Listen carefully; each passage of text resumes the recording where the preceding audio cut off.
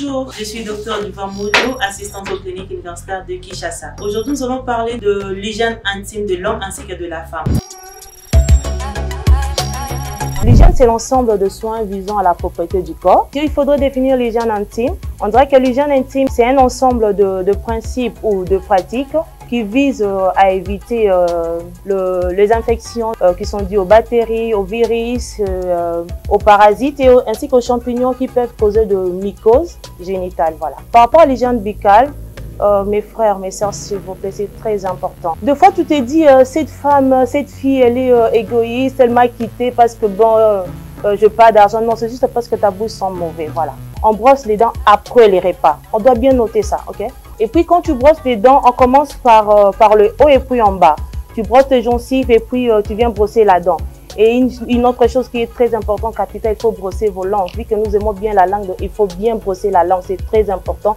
C'est vraiment capital. Donc, j'espère que vous comprenez, mesdames et messieurs. Voilà.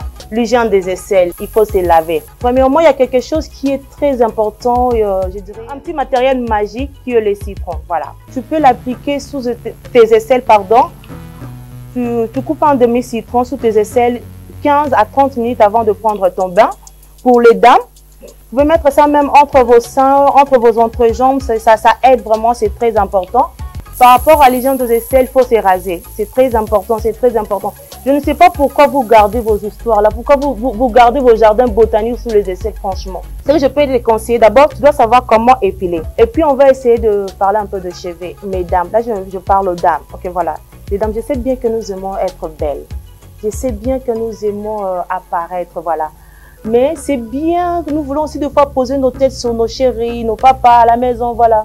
Mais des fois, tu dis, ah non, il n'est pas galant, il n'est pas tendre. Non, c'est pas qu'il n'est pas tendre, ta tête sent mauvais, c'est tout. Donc, derrière les oreilles. Je me demande, qu'est-ce que vous gardez là? Qu'est-ce qui vous empêche pendant que vous vous lavez de nettoyer vos oreilles là? C'est très important. Des fois, ça fait un peu du bien quand on te chuchote à l'oreille, mais du coup, quand on vient chuchoter à ton oreille, ça sent mauvais. Ben, franchement là. Tu peux avoir l'argent, mais quand tu n'es pas propre, du coup, tu verras que tu vas changer de femme et des hommes. Bon, voilà. Eh bien, on va essayer de parler de l'hygiène des organes génitaux de l'homme.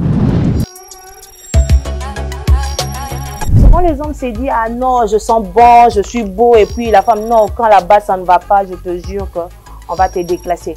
Bon, on va essayer de faire un petit rappel par rapport à l'anatomie de l'homme. On doit savoir que l'homme, on a le pénis qui est composé d'une tête ou le gland et d'un corps ou la verge. Et nous, on doit pas oublier, nous avons le poil pubien, voilà, surtout ça là. Et on a le scrotum ou le sac qui cache le testicule. Bon, le deux messiers. Voilà, le deux messiers. J'aime bien quand les femmes disent le deux messiers. Voilà. Déjà, quand tu te rases pas trop, et déjà les hommes, je sais pas pourquoi, donc un homme va me répondre peut-être. Pourquoi vous avez l'habitude de porter 3, 4 sous-vêtements? Bon, c'est pas dire sous-vêtements de culottes. Ça vous sert à quoi? Voilà. Je ne sais pas si ça sert à quelque chose, mais moi, à ce que je sais, ça ne sert à rien. Essayez d'être ample, de vous détendre un peu. Laissez un peu le monsieur là, qui est entre vos jambes, pardon, de respirer. Il doit quand même respirer, non? Hein? Je ne sais pas si je mens quand même. Il doit respirer, voilà. Donc, déjà, évitez de sous-vêtements, c'est pas dire en soie ou en quoi là, non. De préférence et de sous-vêtements en coton. C'est plus pratique et c'est déjà le coton absorbe la sueur, voilà.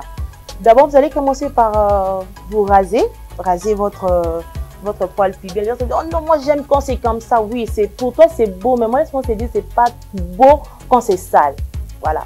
Il faut bien te raser et puis pour des hommes qui ne sont pas circoncis, voilà. Pour les hommes qui ne sont pas circoncis, si vous ne prenez pas bien soin de vous, vous allez remarquer que vous allez développer l'infection du gland. Ce qui n'est pas bien, vous allez sentir mauvais, du coup, vous n'allez pas donner envie.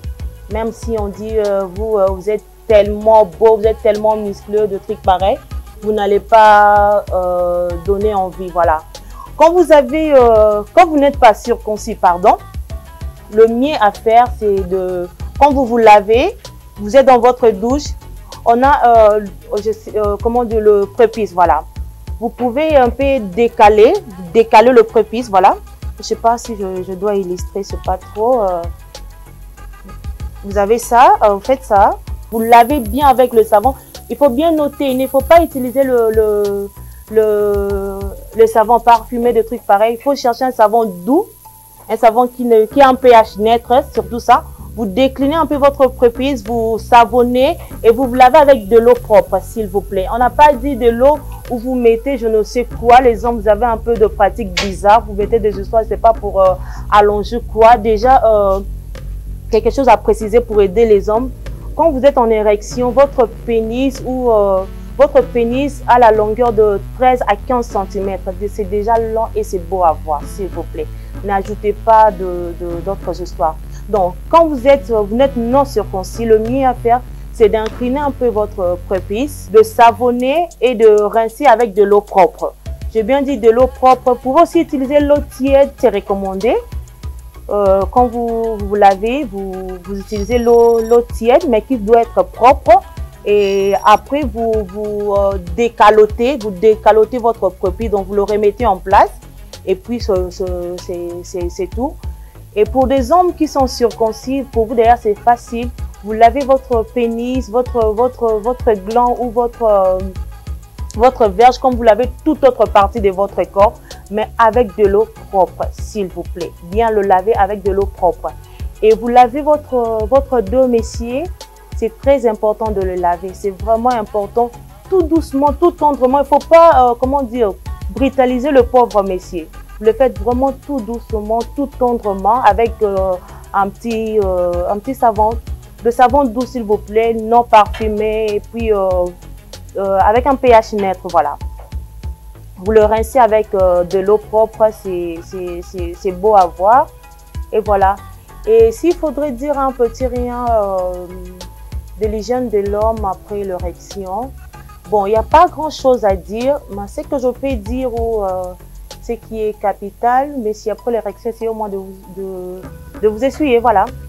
Nettoyez-vous convenablement, très bien. N'ayez pas l'habitude, bon, s'il y aura un deuxième round, ok, d'accord, ça va. Mais tu te nettoies d'abord.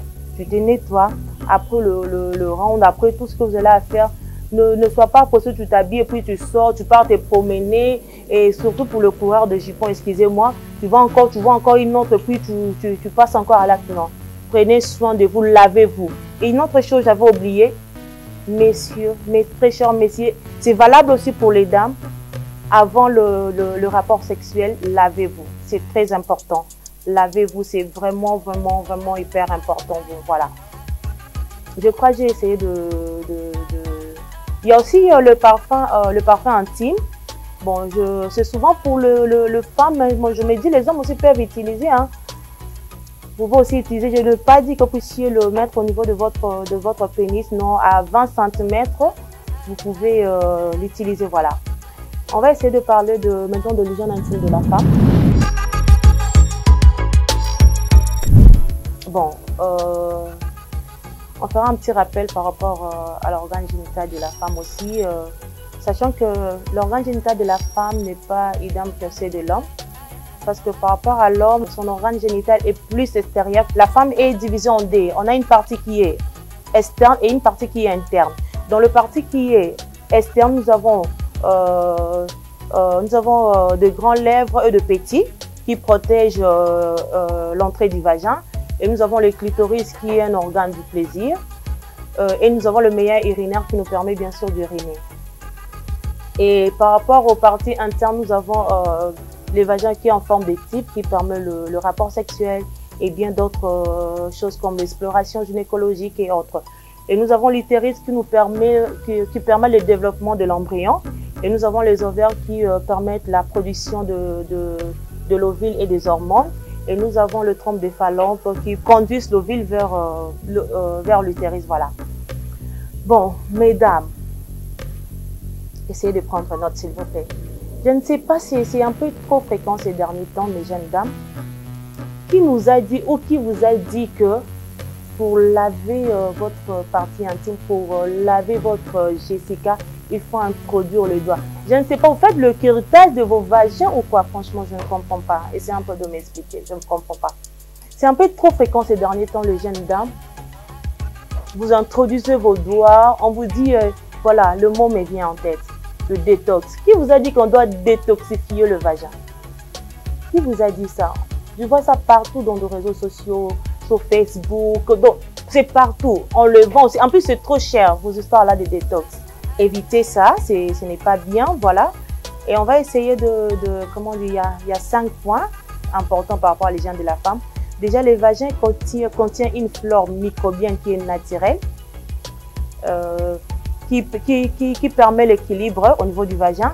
Et on doit noter que le vagin s'auto-nettoie. Le vagin, vous n'avez pas besoin de nettoyer votre vagin. Ça se nettoie naturellement. Raison pour laquelle vous voyez des pertes blanches qui sont normales. Mais sauf quand vous remarquez que ces pertes blanches sont abondantes, malodorantes et qui changent de couleur, là il faudrait voir votre médecin. Et puis quatrièmement, vous devez savoir que, comment dire, les vagins ne sont pas mauvais, déjà, les vagins ne sont pas mauvais. Et puis, vous devez noter qu'on nettoie les vagins qu'avec de l'eau propre. S'il vous plaît, j'insiste sur ce point, on nettoie les vagins qu'avec de l'eau propre, voilà. N'allez pas compliquer votre vie avec de détox ou encore, il y a d'autres qui parlent de clous de girafe, voilà. C'est déconseillé, mesdames, c'est déconseillé. Raison pour laquelle nous remarquons, pardon, il y a beaucoup de cas de cancer du col utérin. Il faut éviter. Ce que je peux nous conseiller, mes chères dames, et messieurs, notez aussi pour vos chéris, parce que vous voulez que votre chéri sente bon ou que votre chéri ait un gésier de bébé, de mineurs, voilà. Juste avec de l'eau, vous pouvez resserrer vos vagins, voilà. Vous qui voulez resserrer vos vagins juste avec de l'eau. Et puis il y a un comment dire, poire intime, si je peux le dire ainsi. Hormis le poire intime, nous avons le gel intime. Vous pouvez l'utiliser mais 2 fois par semaine, c'est déjà suffisant, 2 fois par semaine. Je l'avais aussi dit, il y a aussi le parfum intime. Mais ce parfum intime, ce n'est pas pour appliquer dans vos vagins, non. Vous pulvérisez dans 20 cm entre vos 20 cm au niveau du pubis et comment dire, dans vos entrejambes, voilà. Ça donne une odeur de rose, voilà. Ça sent vraiment bon. Et puis entre vos seins, c'est très important de le faire, de l'appliquer. Et puis le bain intime, je le précise, c'est 2 fois par semaine, voilà. Et puis une autre chose, pour les gens qui demandent, comment dire, qui se plaignent que non, après rasage de boutons, j'avais parlé de clou de girafe au début. Vous prenez le clou de girafe avec de l'eau, vous le mettez à l'ébullition et après vous laissez reposer. Cette eau-là, c'est juste pour estamponner, voilà, là où vous avez rasé. Donc ça empêche à ce que vous ayez de boutons. Donc je crois que c'est un peu ce qu'on pouvait dire.